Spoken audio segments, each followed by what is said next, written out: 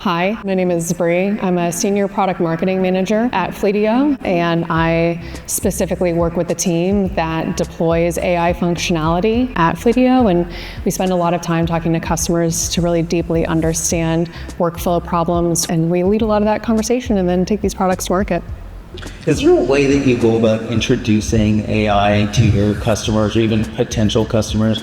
It's not about them saying, how can I be using AI? That's not the conversation starter. It's, I'm having a problem because I've got all these issues backed up.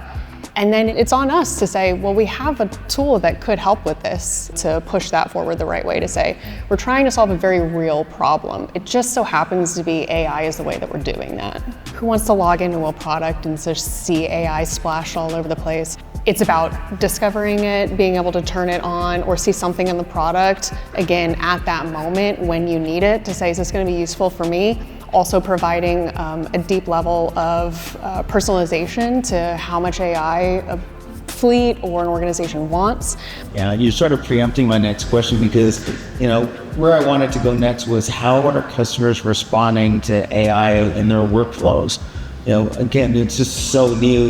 Is it that they're sort of dipping a toe in, or I'm sure some of them are all in? Like, what is it that you guys are seeing?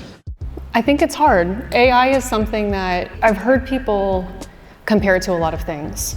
Telematics adoption, the internet, but I think there's a level of uneasiness that is happening at multiple levels, and again, buy-in, right? Even within one fleet organization, if you look at 3 different fleet managers, they might all have a drastic and varying opinion of the role AI should be playing in their fleet. Where is the line? And we want to be meeting the fleets that want to utilize this technology, like right with them. We want to be right there with them. But we're also trying to take the hand a little bit of fleets that might be hesitant and show them that when done the right way, when done in a practical way, when done intentionally, AI can be really powerful to helping fleet managers change the way that they are managing their fleet.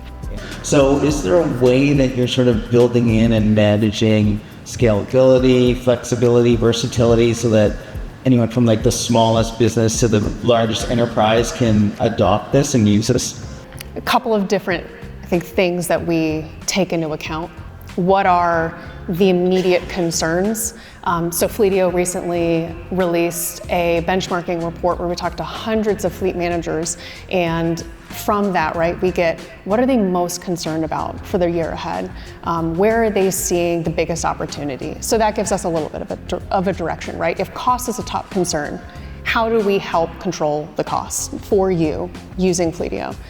The second would be, once you're actually in the product, we have a wealth of customer data that we have been aggregating over the years. When we're talking to a customer that says, I just don't feel like I have a strong understanding right now of where I'm seeing the biggest opportunity to make maintenance schedule adjustments, we can then say, we have all of this data, how can we go solve this? Because if we can get it to where they're getting more preventive maintenance in, reducing the risk of emergency maintenance, what would this do for your business? And then hearing that, oh my gosh, that would be so valuable for me. Is it hard to walk the line between, meeting their needs and then pushing innovation at the same time?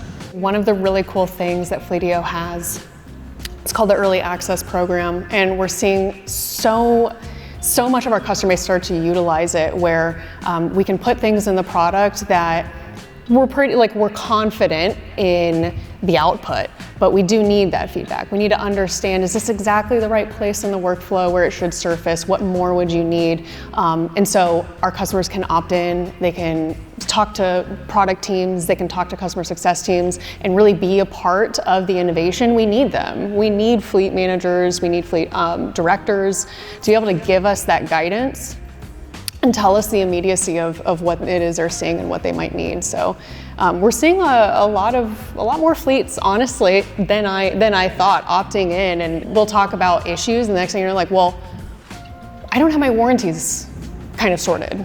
What's the world where we could look at a bunch of data points and figure out, well, the vehicle is new, you don't have your warranty in here, and we do know the OEM, what if we could just surface that you do have a warranty in all likelihood? Does it look like this? Okay, add it, you know? And we're getting that kind of response from our customers where the first time they see like the click happens, they'll continue the conversation with us.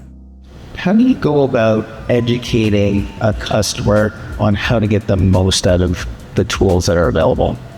I'd summarize it into 3 words: show, don't tell. I think language goes a long way in trying to get someone to understand the benefit, but seeing something, that's it. That's how you get people to understand the power.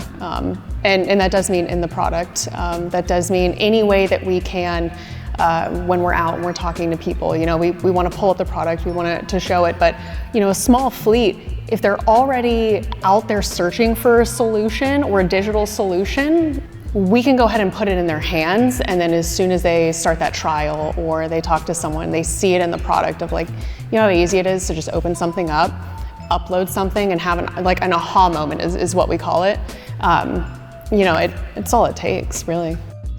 Let's talk a little bit about this idea of large fleet versus small fleet, a large owner operator versus small owner operator. What sorts of demands or needs does a smaller fleet have versus someone that's larger? And then how do you go about addressing those needs? Reducing noise. You know, you may not have 5,000 assets, but even if you have 100, think of all the service that has to be done. You have to look through all of that. You're getting phone calls throughout the day. So if we can say, we know that 60% of what you're looking at, we could just move it forward for you. It's regular. The cost is regular, the PM tasks, the service tasks, they look fine. What if we could just take that out of the equation so you can focus on exactly what you need to? We're surfacing critical priority right in front of you. I mean, small fleets, they need that. And so, you know, there's a lot of buy-in from them. And as far as enterprise, we do see like really large fleets, really understanding what's happening with their data, how their team members are really using it.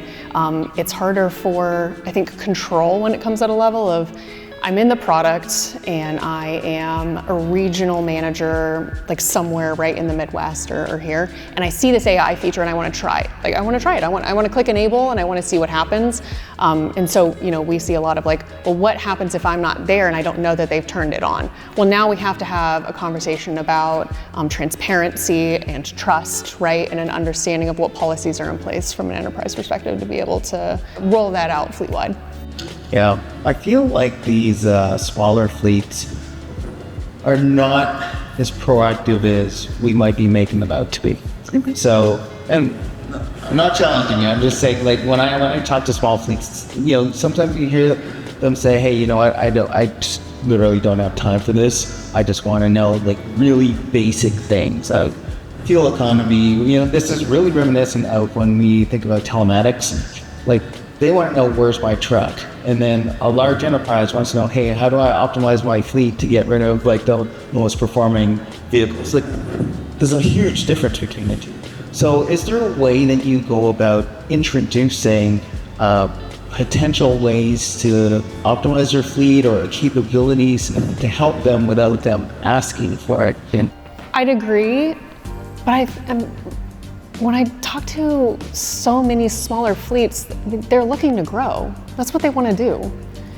They want to expand, and I think the conversation is, again, if we look at the problems you're trying to solve so you can do that, so you can grow a fleet and get more, where you're right, they're not thinking about, they're like, I'd like to get to understanding, you know, am I getting the most out of what I have? But there's power in saying, with this new technology and what we're doing, what if we could help expedite that whole thought process for you by a year or two? I know a lot of fleet managers, I guess, that I talk to that'd be like, okay, well, let's go ahead and do that. Yeah.